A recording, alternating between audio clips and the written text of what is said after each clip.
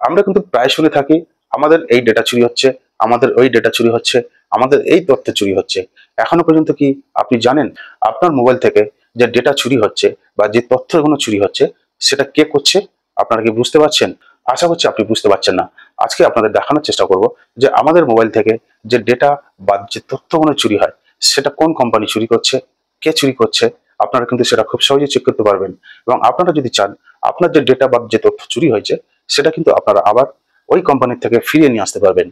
কিভাবে করবেন চলুন দেখে নিই। প্রথমে আপনারা ক্রোম ব্রাউজার ওপেন করবেন, ঠিক তারপরে এখানে সার্চ করবেন মাইন।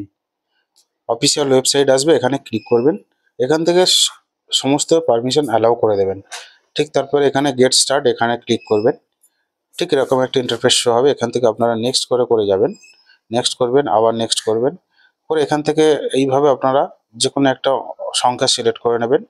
করার পরে এখানে নেক্সট, তারপরে আবার লেটস গো করার পরে এখান থেকে আপনারা একটা জিমেল দেবেন। জিমেল একটা অ্যাকাউন্ট এখান থেকে সিলেক্ট করে দেবেন। দেওয়ার পরে এখান থেকে ঠিক এরকম একটা ইন্টারফেস শো হবে। এখান থেকে কন্টিনিউ করবেন। কন্টিনিউ করার পরে এরকম একটা ইন্টারফেস শো হবে।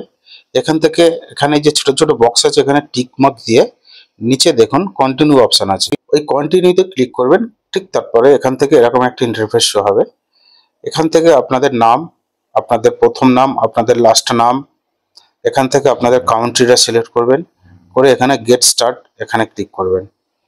ঠিক তারপরে এরকম এখানে একটু অপেক্ষা করতে হবে। করার পরে লেটস গো করবেন।